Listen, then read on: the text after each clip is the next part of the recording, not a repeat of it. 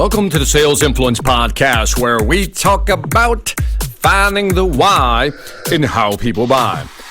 I'm your host, Victor Antonio. Thank you for joining me again. Today, we're going to talk about that one objection we often get, that's too expensive. Now, this is a follow-on to one of my other podcasts, and I want to just go into it a little deeper, maybe give you some more tools to work with when somebody says to you, that's too expensive. Now, whether you're selling a product or a service does not matter. It's how we deal with this objection that basically determines whether we're going to close the deal or not. Now, as you know, I am a proponent of blocking objections. That's my thing. I like to block an objection. So really, I like to raise price early on and block it before the customer says, that's too expensive. But let's assume that I wasn't able to block the objection. And by the way, if you don't know how to block objections, check out my course on blocking objections on my Sales Mastery Academy website. So that's salesmasteryacademy.us if you're curious. Now, if I didn't block the objection and the customer slipped it in before I could block it and says, Victor, that's too expensive. At this point, what do I do? How do I handle this? Do I panic? Do I run? Do I start explaining myself? No. Here's what you're going to do. First of all, I want you to understand where that question's coming from. When someone says your product or service is too expensive, the reality is they do not understand the value your product or service offers. And when I say they don't understand, they've never quantified it. They don't understand how much money you're going to save them. They don't understand how you're going to help them reduce costs. And if you were to help them expand market share, they don't understand the real value of that. So when they say it's too expensive, it's not that your product or service is too expensive, it's that they do not understand the value you offer. And that's where we kick into high gear. So when a customer says, Victor, your price is too high or that's too expensive, I always say something like this, Mr. Client, I'm not surprised that you think my price is too high until you realize the value that I deliver. Ooh, that sounded good. Even I think that sounded good. Think about that. Mr. Client, I'm not surprised that you think my price is too high until you realize the value that I deliver. Now, notice I'm not arguing. I'm agreeing, right? I'm agreeing. Of course, I'm not surprised. I'm not surprised that you would think that. But because I also understand that they don't know my value. They don't really understand the value that I deliver. So for example, my full-day workshops are $20,000. So I get this pushback a lot. Victor, that's more than I expected to pay. Victor, that's beyond our budget. Victor, that's just too expensive. I get all that all the time. Doesn't even faze me when I hear that. Because here's what's going on in the customer's mind, and here's where we got to get better at qualifying who we're talking to. When someone says, that's too expensive, it's one of three things going on here. Three things, because we got to qualify. The first is they really believe that my price is too expensive because they don't understand the value. And I'll help them understand the value. But they also, number two, they don't believe it. They don't believe that my training can help them. They don't believe that my training will work for them. So there's a belief problem going on here also. Or third, they may not be the decision maker. Let me say it again. It could be a price thing. It could be a belief thing. It could be they're simply not the decision maker. So let's start eliminating possibilities. So I always go after the first one, which is the pricing. When someone says, again, Victor, that's too expensive, I say, Mr. Customer, I'm not surprised that you think my price is too high until you realize the value that I deliver. Now, up to this point, I've already asked certain questions. I know their close rate. I know for their average sales price, and I know how many deals their salespeople are losing, and I also know how many salespeople they have.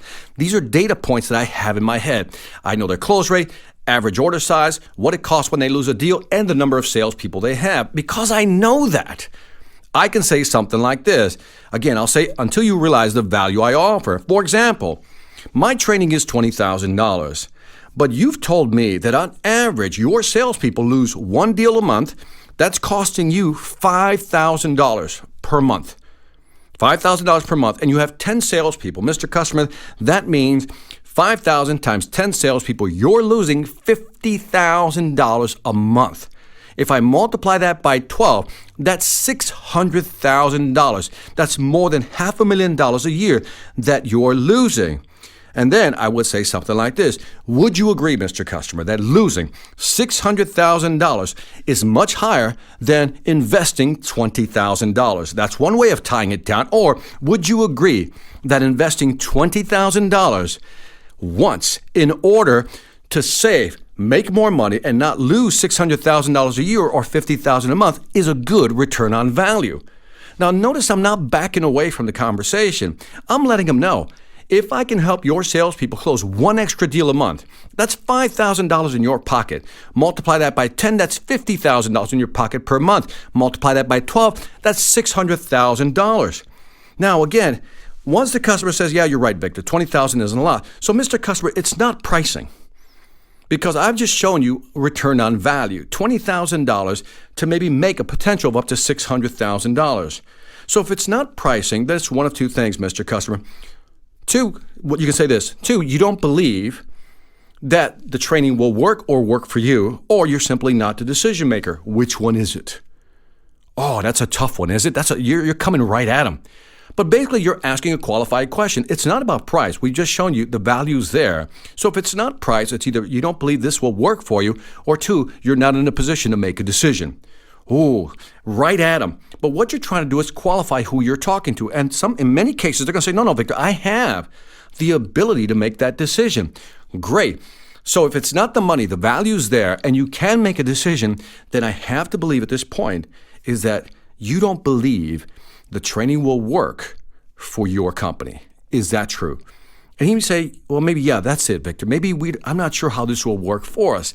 And what I've done is I've isolated the real objection. And the real objection is just belief. Now, at this point, all I have to do is provide social proof, give them some references, show them what I've done for companies similar to his and what the results have been. And I'll share that data, give him some phone numbers, give him some references. But in the end, all I have to do is convince him that I can make that happen for his team. But again, what I've done is I moved away from the price objection, and I found out that this person can make a decision, and now I just have to deal with belief. I have to persuade him that what I am saying and what I can do and what I can deliver will actually work for his company. And if I can do this, I'll be in a better position to close that deal. It's not about the price.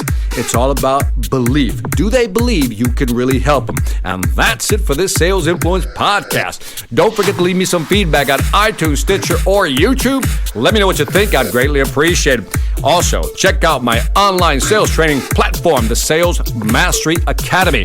Over 25 courses, 300 plus videos, my 13 books, and if you're serious about increasing your closing rates, your ability to close more deals, make more money, go to salesmasteryacademy.us. That's salesmasteryacademy.us. Lastly, I want to thank you for listening. This is Victor Antonio, always reminding you, selling ain't hard when you know how. Take care.